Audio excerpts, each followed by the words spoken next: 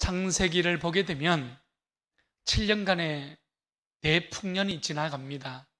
그리고 이어서 다시 7년의 대흉년이 찾아오지요. 여러분, 이때의 야곱은 그 흉년 때문에 가나안에서 온 가족들을 이끌고 애굽의 바로왕 앞으로 나아가게 됩니다. 애굽의 바로왕 앞에 나아가서 자신의 인생을 한 줄로 요약하지요. 그것이 창세기 47장 9절 말씀입니다. 내 나그네 길의 세월이 130년입니다. 내 나이가 얼마 못 되니 우리 조상의 나그네 길에 연조에 미치지 못하니 험악한 세월을 보내었습니다. 여러분, 이것이 야곱의 고백이었지 않습니까? 오늘 이 고백처럼 야곱은 그 인생 속에서 수많은 고난을 겪으며 살아왔던 것입니다. 팥죽 한 그릇의 장자의 복을 빼앗긴 형 에서의 분노를 피해서 집을 떠나야만 했지요. 그리고 외삼촌 라반의 집을 향해서 길을 가던 야곱이 돌베개를 베고 누워 잠을 자다가 꿈속에서 하나님이 내가 다시 돌아오는 그 순간까지 너를 떠나지 아니하고 너와 함께 할 것이다. 하나님의 약속이 주어집니다. 여러분, 그리고 야곱은 이 약속을 붙들고 외삼촌 집으로 갔지만 무려 20년 동안이나 타향살이를 하면서 가전고생을 하지요. 여러분, 창세기 31장을 보면 외삼촌 라반은 이 야곱을 10번이나 속여서 품삯을 변경했다고 기록합니다. 야곱은 무려 20년 동안이나 땀 흘리고 수고하고 애썼지만 그는 아무것도 없는 빈털터리가 되었던 것입니다. 외삼촌 집에서 일했지만 야곱은 제대로 품삯을 한 번도 받은 적이 없었던 것이에요. 야곱은 살아가면서 하나님의 약속을 품고 살아갔지만 그는 친족으로부터 배신을 당했습니다.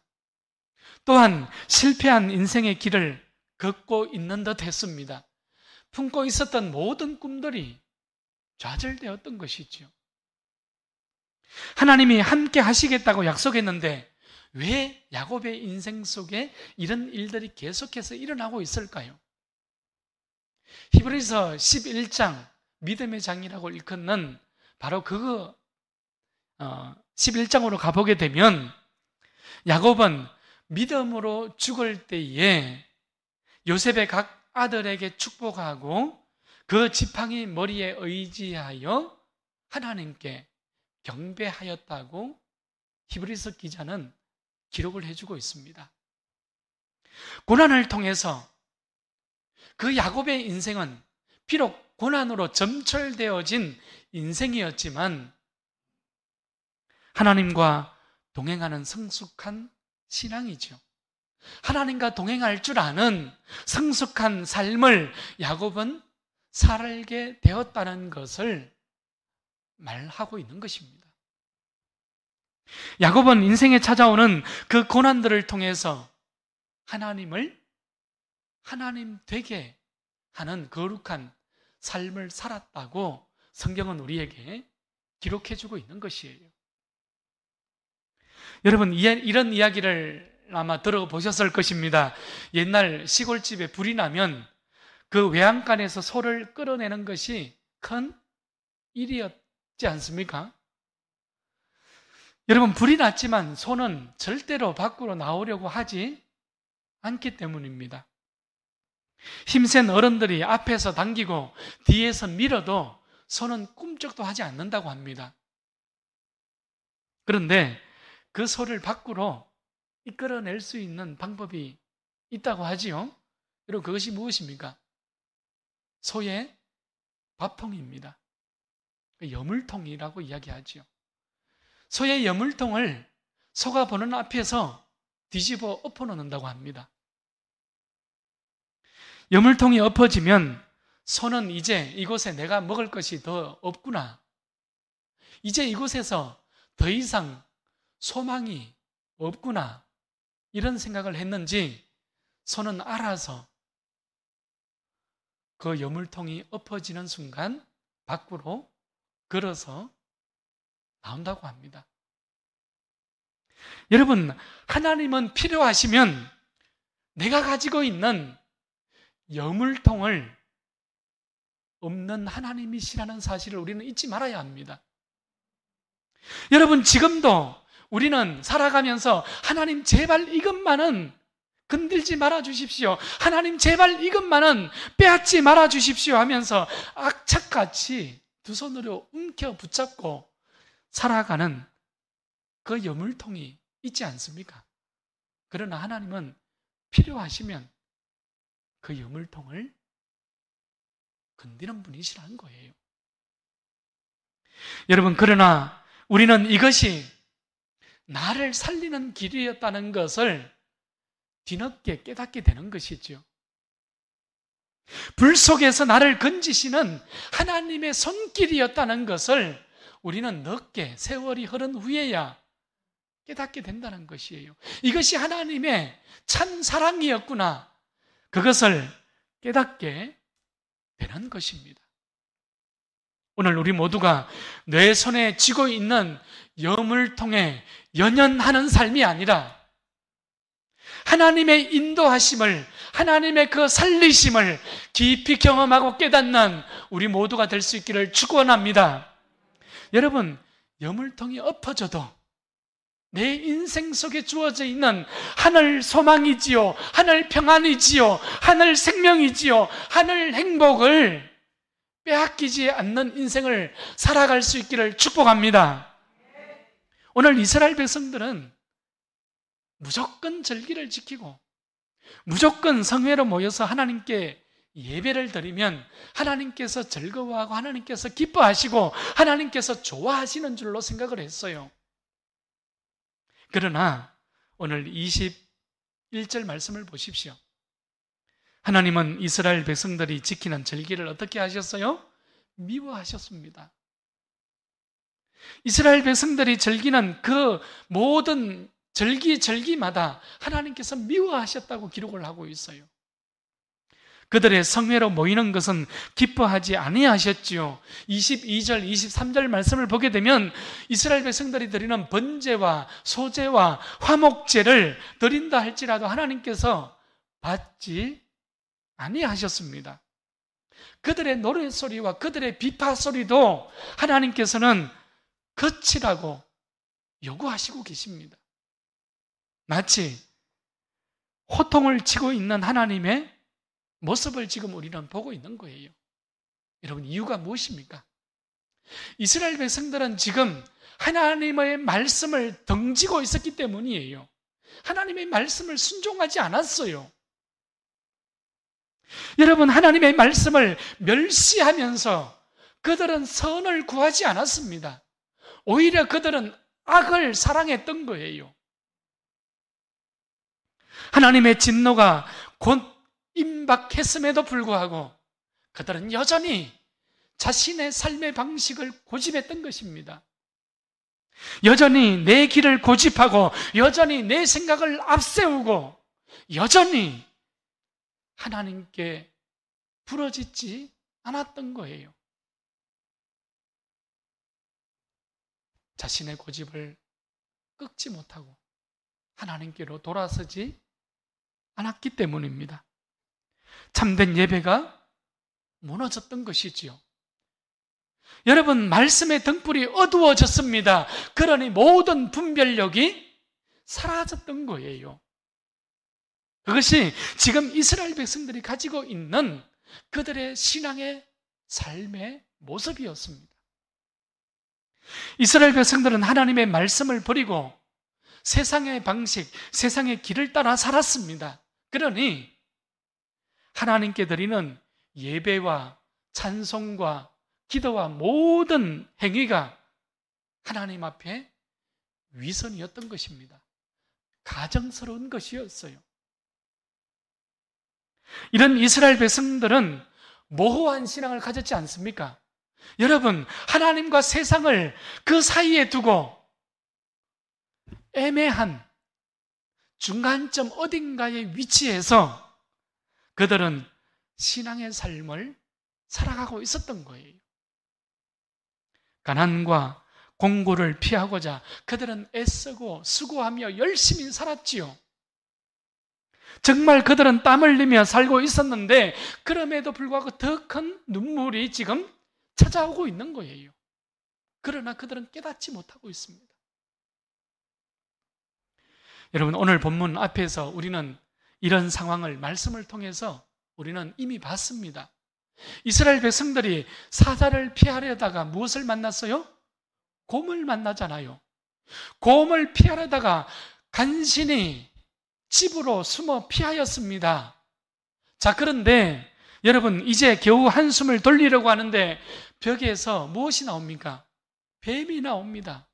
뱀이 나와 손을 물림 같도다. 여러분, 아모스는 이렇게 이스라엘 백성들의 그들의 신앙의 모습, 그들의 삶의 모습을, 하나님의 공의와 하나님의 정의가 무너져 내린 그 사회의 모습, 시대의 모습을 지금 이렇게 우리에게 표현해 주고 있는 모습을 우리는 봤지 않습니까? 더 이상 피할 길이 없다는 거예요. 더 이상 숨을 길이 없다는 것입니다. 어찌 보면 이제는 희망도 살 길도 없습니다. 왜입니까? 하나님을 던져 있으니까요. 여러분, 재난을 피하는가 싶었는데 또 재난이 찾아오는 것이죠. 하나님 없는 인생의 비참함이지 않습니까? 하나님 없이 살아가는 그 인생의 고단함의 모습이지 않습니까? 우리는 할 일이 많습니다. 해야 할 일이 많지만 여러분, 그 분주한 일상의 삶의 자리 속에서 하나님께로 돌아서는 것, 내가 하나님과 나와의 관계가 회복되어지는 것, 하나님의 말씀의 등불을 밝히는 것, 이것이 가장 먼저라는 사실을 잊지 마시기를 바랍니다. 여러분, 그래야 살 길이 열리거든요. 오늘 우리 모두가 말씀 앞으로 돌아서고 예배의 자리에 돌아서서 하나님을 하나님 되게 할 수 있기를 바랍니다. 저는 우리 넓은 교회가 먼저 하나님의 말씀 앞으로 돌아서는 교회가 될 수 있기를 축원합니다. 여러분, 하나님은 이제 아모스를 통하여서 이스라엘이 살 수 있는 길을 지금 제시해 주고 있어요. 그것이 오늘 24절 말씀입니다. 오직 정의를 물같이 공의를 마르지 않는 강같이 흐르게 할지어다. 아멘. 여러분, 이 말씀은 이스라엘이 살 수 있는 길인 동시에 하나님께서 이스라엘을 향하여서 가장 원하는, 가장 우선적으로 요구하는 바로 그 길이라는 사실을 우리는 보게 되는 것입니다. 정의를 물같이 공의를 마르지 않는 강같이 흐르게 하라는 말씀은 정의와 공의를 여러분 생색내듯이 실천하지 말고 속 시원하게 흘러보내라는 하나님의 말씀이지 않겠습니까? 어두운 세상이지요. 타락한 이 시대를 향하여서 하나님의 정의와 하나님의 공의를 실천하며 흘러보내는 그러한 교회 공동체, 그러한 성도가의 삶을 살아가라는 말씀이지 않겠습니까? 우리 교회가 주저하는 모습이 아니라 오늘 우리 이웃들을 향하여서 하나님의 말씀을, 하나님의 은혜를 순종으로 실천으로 여러분 속 시원하게 흘러보낼 줄 아는 그런 하나님의 거룩한 공동체가 될 수 있기를 축원합니다. 어쩌면 여러분 이런 하나님의 정의를, 하나님의 공의를 이 사회 속에 흘러보내는 것을 싫어하는 사람은 아무도 없을 것입니다. 그러나 나의 이기심이 가로막고 있지요. 우리의 욕심이 가로막고 있지 않습니까? 여러분, 교회의 목표가 무엇입니까? 교회의 목표는 우리 모두가 살기 좋은 세상을 만드는 것이 아니에요. 더 정확하게 교회는 하나님의 나라가 유일한 목표입니다. 할렐루야. 여러분, 이 세상과 비교할 수 없는 나라를 얘기하는 것입니다. 하나님의 통치가 있는 것이지요. 하나님의 정의, 하나님의 공의가 세워지는 바로 그 나라를 우리는 목표로 하고 있다는 사실입니다. 십자가의 은혜가 충만한 삶을 살아가는 나라이지요. 그래서 하나님의 나라는, 하나님 앞에는 빈부도 귀천도 의미가 없는 나라가 하나님의 나라의 특징이 되는 것입니다. 여러분, 이런 하나님의 나라는 무엇보다도 가장 먼저 하나님의 말씀이 강물과 같이 흘러가야 되거든요. 그래야 그것에 길이 있고 그곳에 방법이 나오고 그곳에 하나님의 은혜가 주어지기 때문입니다. 말씀이 길이 되고 말씀이 등불이 되어서 모든 사람들이 하나님의 말씀대로 결정하며 살아가는 그런 나라이지요. 내 이기심, 내 욕심, 내 아집이 아니라 하나님의 말씀이 그 모든 것들을 앞서서 결정하면서 우리의 삶을 걸어가는 그 모습이 하나님의 나라의 모습이지 않겠습니까? 좀 더 쉽게 표현하면 하나님이 다스리는 나라예요. 하나님의 통치가 세상의 모든 것들 앞에 있는 그 나라가 바로 하나님의 나라의 모습이지 않겠습니까? 여러분, 그래서 이사야는 이렇게 고백하지요. 이사야 11장 5절 이하의 말씀입니다. 공의로 그의 허리띠를 삼으며 성실로 그의 몸의 띠를 삼으라. 그때에 이리가 어린 양과 함께 살며 표범이 어린 염소와 함께 누우며 송아지와 어린 사자와 살찐 짐승이 함께 있어 어린 아이에게 이끌리며 암소와 곰이 함께 먹으며. 여러분, 세상의 원리를 가지고는 도대체 이해가 되지 않는 그런 모습들이 지금 계속 기록되어지고 있어요. 여러분, 암소와 곰이 함께 먹으며 그것들의 새끼가 함께 엎드리며 사자가 소처럼 풀을 먹을 것이니라. 8절입니다. 같이 한번 읽어보겠습니다. 시작.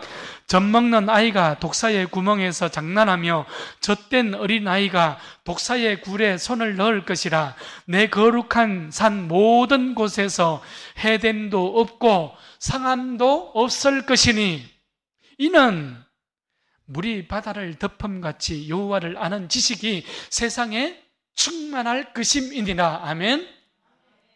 여러분, 이것이 하나님 나라의 모습이에요. 저는 우리 널푸른 교회가 이 시대에 이 세상을 향하여서 큰 그릇으로 쓰임받는 교회가 될 수 있기를 축원합니다. 하나님의 말씀이 여러분 단 하나의 막힘도 없이 그렇게 강같이 흘러가는 그런 교회가 될 수 있기를 축복합니다. 여러분, 그래서 우리는 하나님 앞에 하찮은 사람이 없는 거예요. 하나님 앞에 하찮은 그 사역도 있을 수 없는 것입니다. 내가 하나님 앞에 서 있다면 여러분, 내가 존귀한 것처럼 우리 모두가 존귀한 자가 되는 거예요. 여러분, 우리가 하나님 앞에 서서 하나님의 사역을 하고 있다면 모든 사역이 여러분 존귀한 사역이 되는 것입니다. 그래서 순종이 중요한 것이에요. 말씀을 정리합니다. 하나님은 우리 인생을 하나님과 교제하라고 우리를 불러주셨죠. 하나님은 우리 인생을 하나님을 찾고 하나님과 함께 하나님의 말씀을 등불 삼아 살아가라고 우리를 지어주셨습니다. 복 있는 인생은 바로 이 자리로부터 시작되어지기 때문이지요. 그런데 세상은 어떻습니까? 여러분, 세상은, 죄는 우리에게 내 욕심을 챙기라고 유혹하지 않습니까? 내 자신의 삶의 자리를 먼저 살피라고 세상은 우리에게 요구하지 않습니까? 정의와 공의를 찾는 것은 바보 같은 행동이라고 말하지 않습니까? 여러분, 오늘 25절 말씀을 보십시오. 이스라엘 족속아, 너희가 40년 동안 광야에서 희생과 소제물을 내게 드렸느냐? 하나님께서 묻고 계십니다.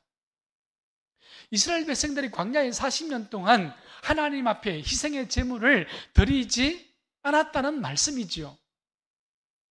하나님은 제사가 없어도 이스라엘 백성을 여전히 사랑했다는 이야기입니다. 이스라엘 백성들을 여전히 인도해 주셨다는 이야기지요. 하나님께서는 그들을 지켜주셨다는 뜻이지 않겠습니까? 하나님 앞에 이스라엘 백성들이 제사를 드렸기 때문에 그들을 사랑하고 그들을 지켜주고 그들을 인도한 것이 아니라 단지 하나님의 약속의 말씀이지요. 하나님의 언약의 말씀이지요. 여러분, 아브라함과 이삭과 야곱에게 약속하신 그 언약의 말씀 때문에 하나님은 광야의 40년 길을 이스라엘 백성들과 그들은 등지고 그들은 배반하고 그들은 하나님을 멸시했다 할지라도 하나님과 동행해 이스라엘 백성들과 동행해 주셨다는 바로 그 말씀이 오늘 25절의 말씀이 되는 것입니다. 여러분, 성도는, 사람은 하나님의 의를 찾으며 살아가도록 지음을 받은 존재입니다.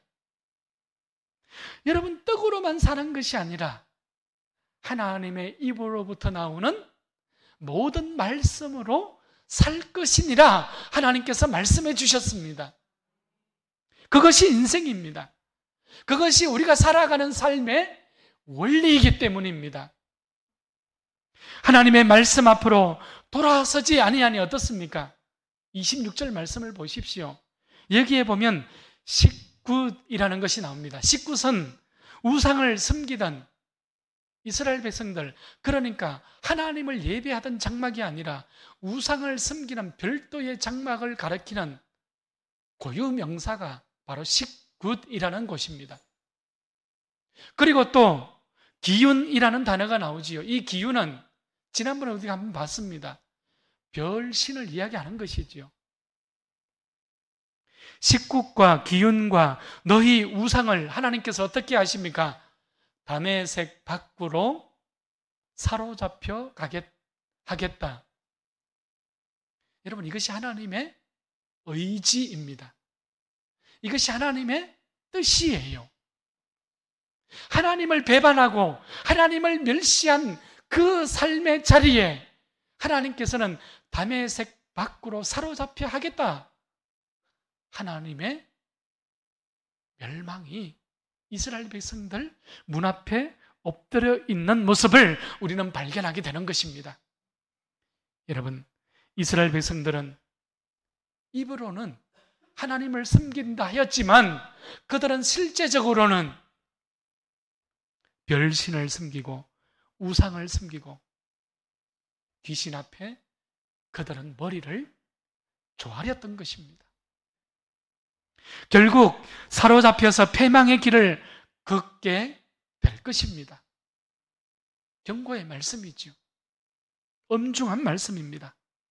그러니 하나님 앞에 형식적 신앙의 길을 걸어갔던 이스라엘 백성들의 말로라는 것을 우리는 5장 마지막 부분에서 찾아낼 수 있게 되는 거예요. 하나님께로 돌이키지 않는 인생, 하나님의 말씀의 등불이 어두워진 인생이지요. 하나님을 등진 인생의 최후를 우리는 보고 있는 것입니다. 성도는, 교회는 하나님 한 분이면 충분한 거예요. 할렐루야. 하나님이 하시면 됩니다. 이렇게 고백하며 살아가는 거예요. 여러분, 이것이 성도가, 교회가 가지고 있는 자신감입니다. 용기이지요. 여러분, 하나님은 뒀다 어디에서 쓰려고 합니까? 여러분, 이상한 표현이지요. 어찌 보면 참 불경스러운 표현이지만 또 어찌 보면 가장 중요한 고백이지 않겠습니까? 하나님은 뒀다 어디에서 쓰려고 합니까? 우리 눈에 보이는 숫자를 믿지 마십시오. 여러분, 우리 눈에 보이는 성공이라는 그 환경을 믿지 마십시오. 여러분, 이런 모든 것들은 우리가 주일마다 마가복음을 통해서 살펴봤던 그 입만 무성한 잎사귀에 불과한 것입니다. 중요한 것은 뿌리이지요. 여러분, 질문해 보겠습니다. 누가 복을 주시는 분입니까? 여러분, 누가 인도해 주십니까? 누가 승리케 하십니까? 누가 살게 하십니까?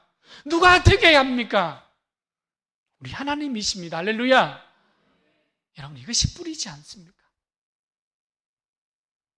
하나님이 뿌리가 되는 인생을 살아갈 수 있기를 바랍니다.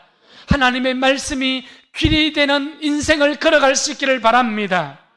우리는 하나님의 말씀과 우리는 하나님 밖에 없는 그런 인생의 자리에 설 수 있어야 하는 거예요. 여러분, 우리의 미래는 운수도 우연도 아니지 않습니까? 오직 하나님의 손으로부터 우리의 미래는 나오는 것입니다. 아멘. 여러분, 이스라엘은 하나님의 언약을 파기했어요. 그래서 결국에는 다메섹 너머에 있는 이방 땅이지요. 아수르의 포로로 그들은 사로잡혀가게 될 것입니다. 오늘 우리 넓은 교회가 하나님께 뿌리를 견고히 내리고 말씀의 등불을 밝히고 구원의 등불을 환하게 비추는 우리 거룩한 교회, 거룩한 성도들이 될 수 있기를 바랍니다. 여러분, 그것이 큰 그릇이지요. 그것이 깨끗한 그릇이지요. 그것이 하나님이 즐겨 사용하는 그릇이지요. 우리 모두가 하나님 앞에 서서 이런 깨끗한 그릇, 큰 그릇, 하나님이 즐겨 사용하는 그릇으로 쓰임받을 수 있기를 축원합니다.